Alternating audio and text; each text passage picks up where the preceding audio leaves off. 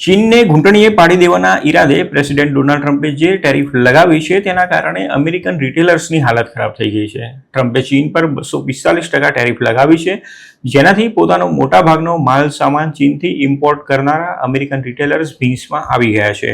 તેથી ટેરિફ અંગે ચર્ચા કરવા માટે સોમવારે ટ્રમ્પ વોલમાર્ટ, હોમ ડેપો, લો અને ટાર્ગેટ સહિત અમેરિકાના મોટા રિટેલર્સને મળ્યા હતા. એમની મુલાકાત દરમિયાન ટેરિફના કારણે રોજિંદી ચીજવસ્તુઓ ઇમ્પોર્ટ કરવાના તેમના ખર્ચમાં કેટલો વધારો થઈ શકે છે અને ટેરિફની અન્ય અસરો અંગે રિટેલર્સે પોતાની ચિંતા ટ્રમ્પ સમક્ષ વ્યક્ત કરી હતી. વોલમાર્ટ અને હોમ ડેપોએ સ્ટેટમેન્ટ જારી કરીને ટ્રમ્પ સાથેની બેઠકને ઇન્ફોર્મેટિવ અને કન્સ્ટ્રક્ટિવ ગણાવી હતી. પરંતુ ટેરિફ અંગે પ્રેસિડેન્ટ અને રિટેલર્સ વચ્ચે શું ચર્ચા થઈ તેનો કોઈ ફોડ પાડવામાં નથી આવ્યો. શું ડોનાલ્ડ ટ્રમ્પ ચીન પરની ટેરિફ ઘટાડવા કે પછી તેને પડતી મૂકવા માટે રાજી થયા છે કે નહીં તે અંગેનો કોઈ ખુલાસો કરવામાં નથી આવ્યો કે નથી તેની કોઈ વિગતવાર માહિતી આપવામાં આવી. વિશ્વમાં મેન્યુફેક્ચરિંગમાં ચીનનો ડંકો વાગી રહ્યો છે અને ગ્લોબલ ટ્રેડમાં પણ તેનો દબદબો છે. કદાચ આ જ વાત અમેરિકન પ્રેસિડેન્ટ ડોનાલ્ડ ટ્રમ્પની આંખમાં કણાની જેમ ખૂંચી રહી છે અને તેથી જ તેમણે ચીન પર 245% ટેરિફ લગાવી છે. ટ્રમ્પનું માનવું હતું કે તેનાથી ચીન વાતચીત કરવા માટે દોડતું તેમની પાસે આવી જશે, પરંતુ શી જિનપિંગે પણ કડક વલણ અપનાવતા અમેરિકા પર વળતી ટેરિફ લગાવી છે, જે હવે 145% પર પહોંચી ગઈ છે. ચીન પરની ટેરિફના કારણે અમેરિકાના મોટા રિટેલર્સ હચમચી ગયા છે. જોકે હકીકત એ છે કે ટ્રમ્પ ભલે ગમે તેટલા ધમપછાડા કરે, પરંતુ ચીનના માલ સામાન વગર અમેરિકાને ચાલે તેમ જ નથી. વોલમાર્ટ અને ટાર્ગેટ દર વર્ષે જેટલું પણ ઇમ્પોર્ટ કરે છે તેમાંથી અડધો ઇમ્પોર્ટ ચીનથી આવતું હોય છે. આ ઉપરાંત હોમ ડેપો તથા અન્ય રિટેલર્સ પણ મોટી સંખ્યામાં ચીનથી ઇમ્પોર્ટ કરે છે.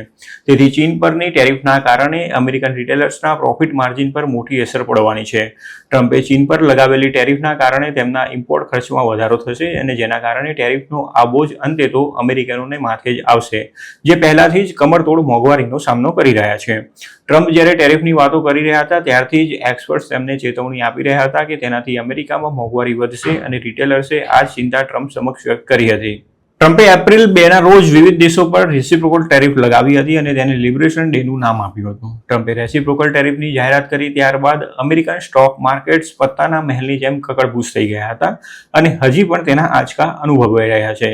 એટલું જ નહીં, ભારત સહિત વિશ્વના મોટા સ્ટોક માર્કેટમાં પણ ભૂકંપ જેવી સ્થિતિ સર્જાઈ હતી અને તે ઊંડે માથે પછડાયા હતા.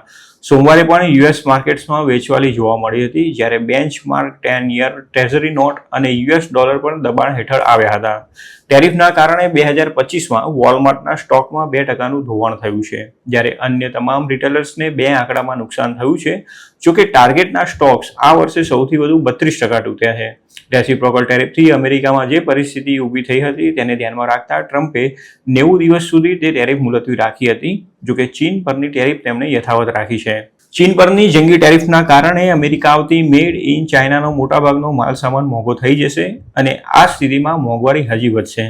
મોટા રિટેલર્સ તો ગમે તે કરીને ટેરિફનો માર સહન કરી શકે છે, પરંતુ નાના રિટેલર્સ અને બિઝનેસીસને પોતાના પાટિયા પાડી દેવા પડશે, કેમ કે તે આટલી જંગી ટેરિફનો સામનો કરી શકે તેમ નથી. ટેરિફના કારણે ચીનને તો નુકસાન થવાનું જ છે, પરંતુ અમેરિકાની ઇકોનોમી અને બિઝનેસને પણ મોટો ફટકો પડશે અને મંદી પણ આવી શકે છે.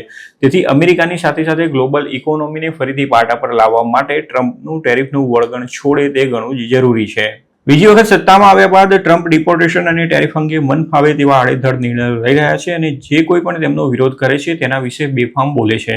અમેરિકાની સેન્ટ્રલ બેંક ફેડરલ રિઝર્વના ચેરમેન જેરોમ પોવેલે ટ્રમ્પની ટેરિફ પોલિસી સામે લાલબત્તી ધરતા તેની આકરી ટીકા કરી હતી અને કહ્યું હતું કે પ્રેસિડેન્ટની ટેરિફ પોલિસીને કારણે ઇકોનોમીની અસર થશે તેમજ મોંઘવારી વધશે તેવી ચેતવણી પણ તેમણે આપી હતી.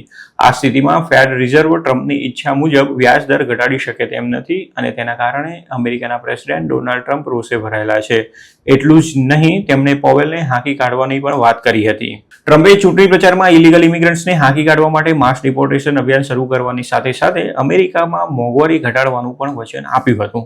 જોકે સત્તા પર આવ્યાના 3 મહિના જેટલો સમય થઈ ગયો હોવા છતાં અમેરિકનોને મોંઘવારીથી કોઈ જ રાહત નથી મળી. ઉલટાનું ટેરિફના કારણે હજી મોંઘવારી વધી શકે છે અને મોંઘવારીના કારણે લોકોની ખરીદ શક્તિ ઘટી ગઈ છે અને તેથી ટ્રમ્પ ઈચ્છે છે કે ફેડ રિઝર્વ વ્યાજ દરોમાં ઘટાડો કરે. એમની ગણતરી છે કે જો વ્યાજ દરમાં ઘટાડો થશે તો લોન સસ્તી થશે, જેનાથી લોકો લોન લઈને પણ વસ્તુઓ ખરીદશે અને તેનાથી ઇકોનોમીમાં મજબૂતી આવશે. જોકે તેના કારણે ફુગાવો પણ વધી શકે છે અને પરિસ્થિતિ નિયંત્રણની બહાર પણ જાય તો વધુ મુશ્કેલી ઊભી થઈ શકે છે. તેથી જ પોવેલ હાલમાં વ્યાજ દરો ઘટાડવાના મૂડમાં નથી અને તેના કારણે ટ્રમ્પ તેમના પર રોષે ભરાયા છે.